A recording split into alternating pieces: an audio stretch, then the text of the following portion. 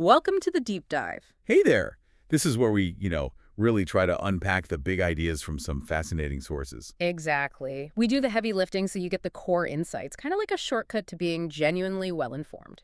And today, we're zeroing in on just one source, but wow, it's packed. It really is. We're diving deep into a Cartomante. Which translates from Portuguese as the fortune teller. Right, the incredible short story by the legendary Brazilian writer Machado de Assis. And this isn't just, a simple story. It's this incredibly deep dive into human nature itself. Yeah, what really struck me is how it explores that blurry line, Yeah. between belief and skepticism. Exactly. And fate, that relentless, almost chilling sense of fate moving things along. So our mission today really is to unravel all those layers. We've got forbidden love, superstition. Mm-hmm. And this mounting psychological tension. It all builds towards an ending that's, well, it's not just surprising, it's genuinely chilling. It really makes you think about self-deception, doesn't it? Absolutely. It's profound in that way. So yeah, this deep dive is basically your direct path to understanding the brilliance of this story. We're going to pull out these crucial insights about, like, human vulnerability. And how seductive self-deception can be. Mm. How easily we can convince ourselves of things we want to be true. Even when, logic is screaming the opposite. Totally. And it all unfolds in this really specific, vibrant setting. Rio de Janeiro, 1869. You can almost picture it, right? The bustling city, the society. Yeah, the Brazilian Empire, it's not just wallpaper either. That historical context really shapes how these characters think and act their whole world. So get ready. We're going into some complex characters, the allure of mysticism. And some pretty chilling psychological stuff. You're going to have some aha moments, I think. Definitely some surprising connections. Okay, let's dive in. All right. So the story kicks off on a Friday, November 1869. We're right in Rio. And Machado de Assis, he's just a master at this. He introduces our main players right away. Mm. Rita, she's 30, and Camilo, who's a bit younger, 26. And their very first conversation, it's like, boom, character contrast. Right off the bat, it sets up this core conflict immediately, the rational versus the, let's say, intuitive or superstitious. So Rita had visited a fortune teller the day before. Mm-hmm. And Camilo. The narrator calls him an inveterate skeptic right away. He just laughs at her. Scoffs, basically. Like, how could you do something so, superstitious? But Rita doesn't back down. She's got this confidence, maybe a bit defensive, but she says, go ahead and laugh. Men are like that. They don't believe in anything. Wow. That's quite a statement. It is. It's not just banter. It's like, here are our two opposing worldviews, laid bare from the start. She kind of anticipates his reaction, doesn't she? Yeah, it feels like she's resigned to his skepticism. It really draws that line in the sand between them. It's a brilliant opening. And what's really key is how the fortune teller managed to solidify Rita's beliefs. Okay, tell me about that. How did that happen? Well, apparently the seer just guessed why Rita was there, without Rita saying a word. Guessed, or with a shrewd observation. That's the question, isn't it? The story says she told Rita, you're in love with someone. Okay. Pretty common reason to visit a fortune teller, maybe? True, but then she apparently added, and you were afraid he might forget you. Ah, okay. That's more specific. Exactly. And that specificity, that seeming precognition, it just floored Rita. It completely convinced her that this woman had real powers. So it wasn't just a prediction, it was like validation for her deepest anxiety. Precisely. That's the psychological genius of Machado here. Yeah. It might not even matter if the fortune teller was genuinely psychic. Right. It's about the effect on Rita. Exactly. Whether it was real insight or just a really clever cold reading, picking up on cues, the result was the same. It gave Rita this immediate, powerful sense of peace. And validation, something Camilo's rationalism couldn't offer. Couldn't even touch. It taps right into that universal human thing, right? We crave reassurance, especially when we feel insecure, like in a risky affair. We look for anything to confirm our hopes or just soothe the fear. Yeah, we really do. So Camilo hears about this amazing prediction. What's his reaction? Still skeptical. Oh, yeah. He interrupts her story, laughing, and just says she was wrong. Classic Camilo, the rationalist. Totally. Just dismisses it outright. But Rita's conviction isn't based on logic at this point. It's emotional. So she pushes back. She does. She insists the seer was right and pleads with him almost, don't say that, Camilo. If you knew how I've been, because of you. Oof. So it's less about the fortune teller now and more about her fear for their relationship. Absolutely. It reveals her vulnerability, how this fear is driving her to seek comfort anywhere she can find it. Which leads to Camila's reaction, which you said is It complex. really is. Hmm. Because on the one hand, he scolds her, right? Tells her off for going to those places. Hmm. And he even gives this little warning about Villa, her husband. It's like the first hint of the danger looming. Okay, so disapproval. But Valid. at the same time, despite all his skepticism, the story says he feels flattered Flattered. Why? because Rita risked so much for him. Because her anxiety about him was so strong, she went to a fortune teller. Even with the danger of Vilela finding out, she did it for him. It strokes his ego. Okay. That makes sense. That vanity aspect. It's such a common human thing, isn't it? Machado nails it. How vanity, that need to feel important, can just completely outweigh reason. Especially when emotions are high. Exactly. The ego just whispers, see how much she cares, how much she risks for you. And suddenly the danger seems less important. It's like self-deception, starting with a little bit of self-flattery. You got it. Hmm. And this whole scene, it really sets up this clash we see throughout the story. Between belief and skepticism. Yeah, but also between like cultivated worldviews and our basic human needs. Camilo was presented as this modern man. The skeptic. Right. By 20, he'd supposedly ditched all the superstitions his mother taught him. Believed in nothing, just shrugged off mysteries, almost indifferent. Very rational, very detached. Or so he thinks. While Rita finds this immediate, deep comfort in the prophecy. It doesn't matter if it's objectively true. It has this power over her. It soothes her in a way Camilo's logic never could. It speaks to that emotional reasoning, maybe. Feeling validated is more powerful than facts sometimes. Absolutely. So the story isn't really about whether the fortune teller is real or fake. That's almost beside the point. It's about the psychology. Exactly. Our need to believe, our need to have those anxieties quieted, those insecurities validated. The fortune teller confirms Rita's fear, then instantly denies the bad outcome. That gives her peace. Even if it's built on shaky ground. Especially then, maybe. It's like confirmation bias in overdrive. And all of this is happening within a love triangle, right? The classic setup. And Machado sets the stage so carefully. Camilo and Villa Rita's husband weren't just random guys. They were childhood friends. Best friends, yeah. Villela marries Rita, they move back to Rio, and who helps them find a house? Camilo, the helpful friend. The seemingly innocent, welcoming friend, setting up the perfect conditions for betrayal. And how is Rita described? Well, the narrator gives this sharp, objective description. Beautiful and foolish. Ouch. Foolish. Yeah, but then immediately we get Camilo's view. Through his eyes, the eyes of love, she's graceful and lively in gesture, warm-eyed, with a fine, questioning mouth. Much more flattering. That questioning mouth is interesting, though. Isn't it? It hints at maybe some ambiguity in her, perhaps. But for Camilo, he admits she lived up to Villela's praise, which the narrator hints is where the dangerous attraction starts. So the closeness grows. Immensely. Especially after Camilo's mother dies. Rita steps in, becomes his moral nurse, almost like a sister. That seems like a dangerous blurring of lines. Extremely. Because under that comforting familial guise, the forbidden feelings are blooming. And the narrator is blunt. For Camilo, she was primarily a woman and beautiful. He mentions the odor de femina, right? That scent of a woman. Yes, such a potent, almost primal image. He breathed it in from her and around her to take it into himself. It's obsession, pure absorption. So it's building and building. Is there a specific moment where it crosses the line? The story pinpoints Camilo's birthday. Villela, the trusting friend, gives him this really nice, expensive cane, a symbol of their friendship. Okay. And Rita? She just gives him a card, a simple card with a commonplace greeting in pencil. Seems pretty minor compared to a fancy cane. You'd think. But for Camilo, that simple note is everything. He can't take his eyes off it. He reads his own heart from it. It's the moment he fully admits his love to himself. Because of the simple greeting? Yeah. Machado writes this incredible line. Common words, but there are sublime commonplaces, or at least delightful ones. It's all about Camilo's interpretation, his desire finding meaning where maybe none was intended. Wow, that's subtle and powerful. Isn't it?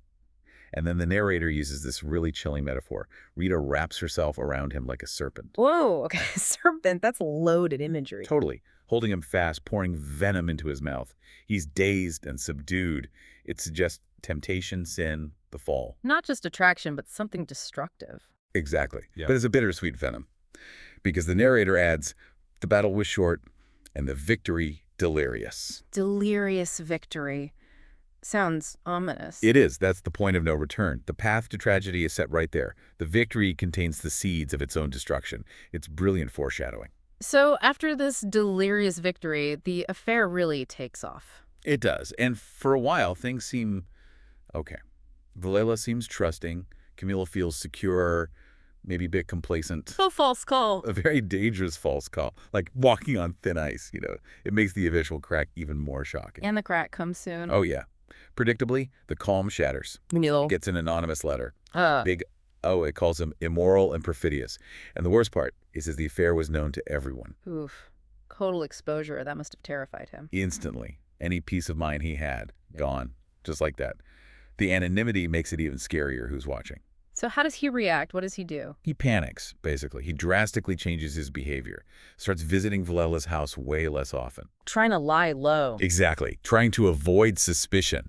But of course, that itself looks suspicious, right? Right. So Vilela notices. Eventually, yeah. Vilela asks him, hey, where have you been? Just a friendly question. And Camilo has to come up with something. He does. He invents this flimsy excuse, a frivolous, boyish infatuation with some other woman. Which is ironic. So ironic. Yeah. Because it's like a pale imitation of the real, much more dangerous passion he's actually involved in. Machado calls it candor that bred cunning, right? Yes. Such a great psychological insight. It shows how fear and guilt just twist us, force us into these deceptions, even if we think we're doing it for self-preservation. The deception becomes instinct. Pretty much. But his plan backfires, in a way. His absences get longer. He stops visiting altogether. Which surely makes things worse. And it panics Rita. She's suspicious, fearful about his withdrawal. And where does she turn? Back to the fortune teller. Runs right back, even after Camilo mocked her for it. It's like a cycle. Fear drives her back to superstition. It really is. When things feel out of control, uncertain, she goes back to what offered comfort before. And the text says the fortune teller restored her confidence. So it worked again. Gave her peace. Apparently so. It just highlights that deep human need for reassurance, doesn't it? When reason fails or when the person you trust pulls away, you grasp at other things. Even irrational things. What does that tell us about needing certainty? I think it shows how much we hate ambiguity, especially in high-stakes emotional situations. We want answers, any answers, to stop the anxiety. Meanwhile, Camilo is still getting letters. Yeah, the anonymous letters keep coming, and they're described as really passionate, hinting it's not just some moral crusader. More like the spite of some suitor. Exactly. Personal vendetta vibes, which makes Rita offer that really cynical comment. Oh yeah, about virtue being lazy. Mm-hmm. Virtue is lazy and stingy. Only self-interest is active and prodigal. A pretty bleak view of human motivation, but maybe realistic in this context. Suggests the threat is personal, dangerous. And Camilo's terror just ramps up. He's convinced these letters will reach Vilela. The irreparable catastrophe. That's his fear. Rita even suggests she try to intercept Vilela's mail, compare handwriting, try to figure out who it is. Desperate measures. Totally. But strangely, no letters ever show up at Vilela's house. So maybe the letter writer wasn't going to tell the husband. Or maybe they already had. Because while the letters stop for Camilo, Vilela starts acting different. How so? He becomes gloomy, speaking little, as if suspicious. It's this quiet, tense buildup. No accusations, just this heavy atmosphere. That sounds almost worse than an open fight, that unspoken dread. Machado is a master of that. The silence is terrifying. So Rita wants Camilo to do something. Yeah, she thinks he should go back, talk to Vilela, sound him out.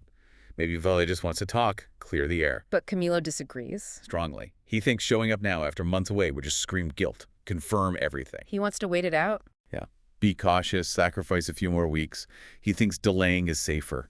Avoidance fueled by fear. And they part ways, upset, arranging some way to communicate. In tears, yeah. And that decision, that attempt to avoid confrontation through delay. It backfires, doesn't it? That's the tragic irony. It seems like it.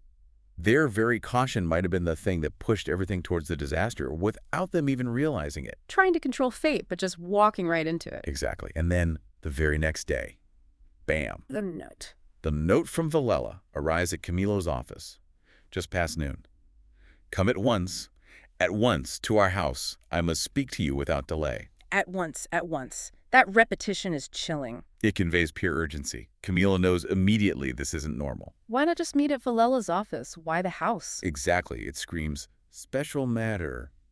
Something personal, serious. He looks at the handwriting, thinks it looks trembling. Is it really trembling, or is that his fear projecting? We don't know for sure. That's the brilliance. It could be either.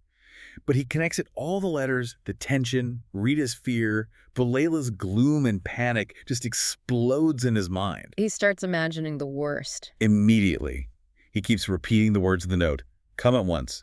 At once.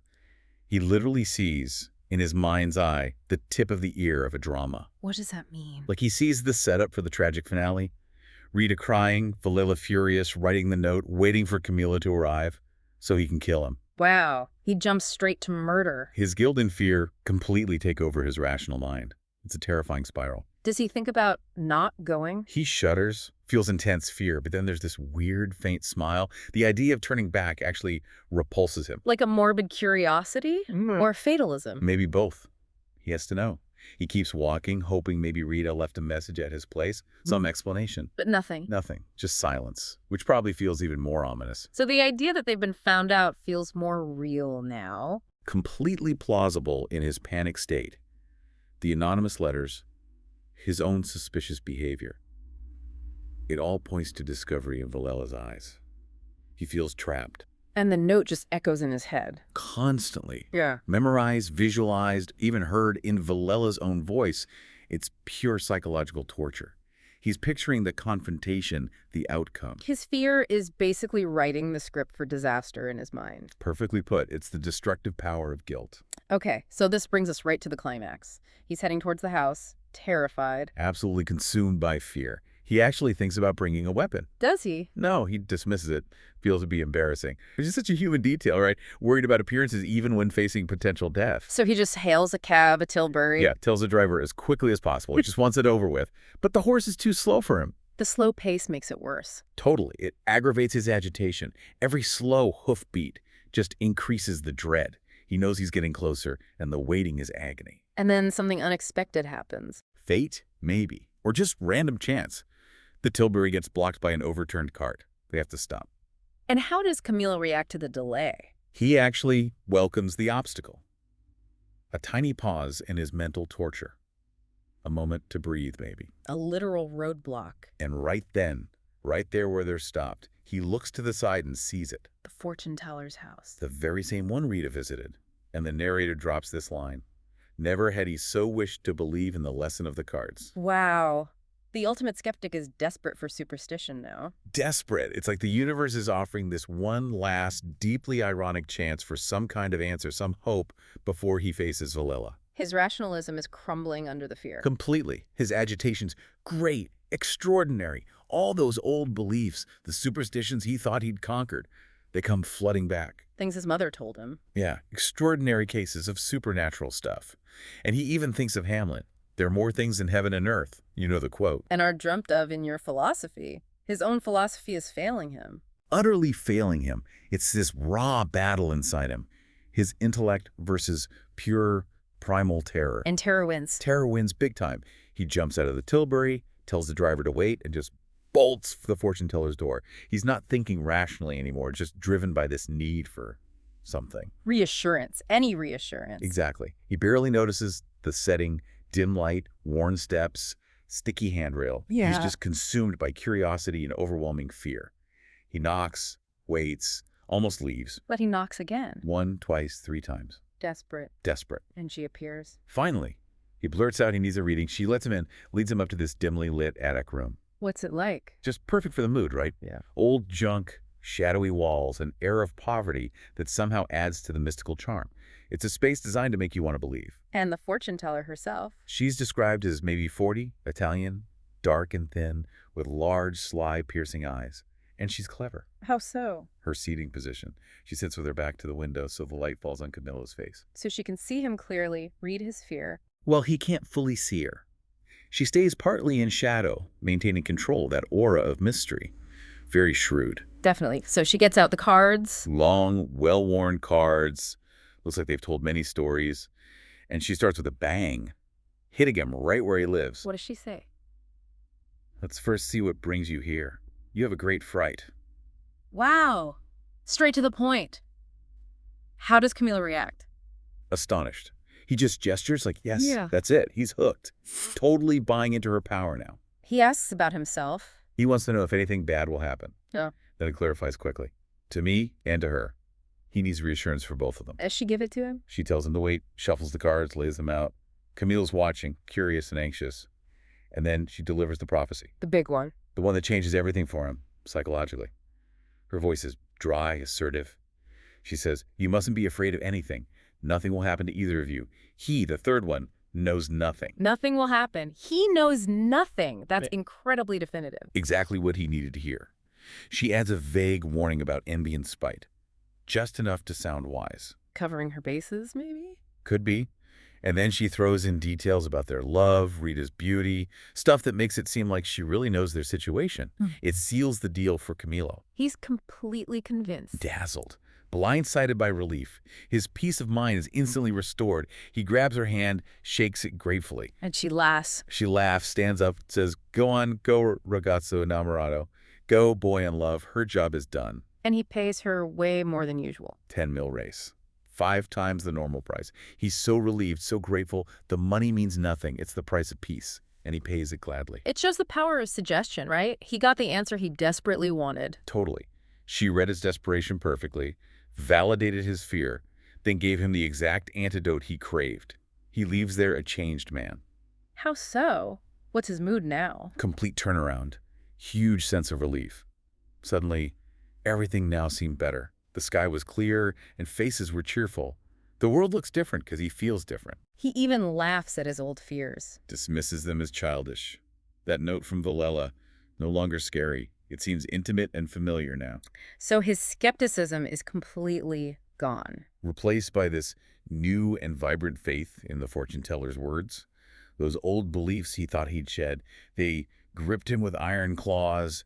Logic is out the window. It's just the cruelest setup for the ending. This profound sense of hope right before the fall. He feels cheerful and impatient, thinking about happy times, past and future. Yeah, sees this long, endless future stretching out before him as he looks at the sea. It's idyllic, hopeful, Yeah. and completely wrong. Okay, so he arrives at Villa's house feeling good. Feeling great, confident, but the house is silent, eerily silent. He goes up the steps. And before he can even knock, the door swings open.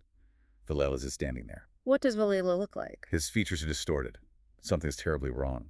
Camilo, still in his bubble of false hope, starts to apologize for being late, asks casually, what's the matter? Oblivious. Completely. Villela doesn't say a word, just signals for Camilo to follow him into a small sitting room. The silence is menacing. Absolutely. And then the reveal. Machado delivers it so starkly. At the far end, on the sofa, lay Rita dead and covered in blood. Oh my God. Just like that. The prophecy, nothing would happen to either of you, instantly exposed as a lie. Or something else. And Villela. He doesn't hesitate. Grabs Camilo by the collar, 2 shots from his revolver, and Camilo is stretched dead on the floor. Wow.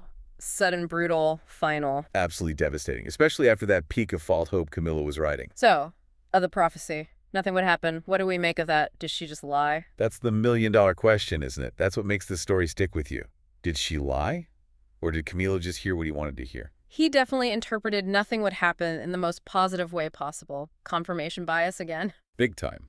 Or, here's a darker thought, maybe for the fortune teller, death is nothing. The end of suffering, the end of everything. So technically, nothing would happen to them after they were dead. Whoa. That's a chilling interpretation. Turns the comfort into horror. Doesn't it? Or the simpler explanation. She was a fraud. A very, very good one. Using all the tricks, the setting, her demeanor, the cold reading. Exactly. Maybe the warning about envy and spite was her way of covering herself if things went bad. Who knows? What's clear is that Camilo's peace of mind was bought with his life, essentially, and was built on illusion. That peace was just a veil, blinding him. Completely. He was so desperate to believe the good news, he ignored everything else. It's such a powerful commentary on self-delusion, isn't it? How we twist reality to fit our hopes. And our fears. And what about fate? She did guess some things correctly at the start. She did. His state, the third person, that initial accuracy is what hooked him. So you ask, why wouldn't she guess the right? Yeah. Was it real foresight that just failed at the end? Or maybe the issue isn't whether she guessed it. but how truth gets interpreted. How our own minds, our desires and fears blind us to what's coming, even if the signs are there. So, was his fate sealed by the cards or by his own choices? The affair, the fear, the willingness to believe a comforting lie? That's the ambiguity Machado leaves us with, right? Agency versus determinism. Were they puppets of fate, or did they weave their own tragic destiny? It feels like maybe the most powerful forces weren't supernatural at all. Exactly. Maybe the real mystery, the real fortune-telling, happens inside the human heart. It's passions, betrayals, the webs we spin ourselves. That's where the true darkness and complexity lie, not in the cards. It really makes you think. That deep dive was intense. It's a story that stays with you. So for everyone listening, here's something to chew on. How often do we look for reassurance? Maybe ignore inconvenient truths because we prefer the comfort of a certain narrative. Yeah, and how much does our own desire for something to be true shape how we read the signs? Whether those signs come from a person, an event, or, a Okay. fortune teller. How much of our reality is wishful thinking? It's a deep question. We really encourage you to think about these dynamics, maybe see how they play out in other stories or even in life around you. It's a fascinating look at the human condition. It really is. Thanks for diving deep with us today. Yeah, thanks for listening. We'll catch you on the next deep dive. Subscribe to the Timeless Tales podcast. Your stories, your time.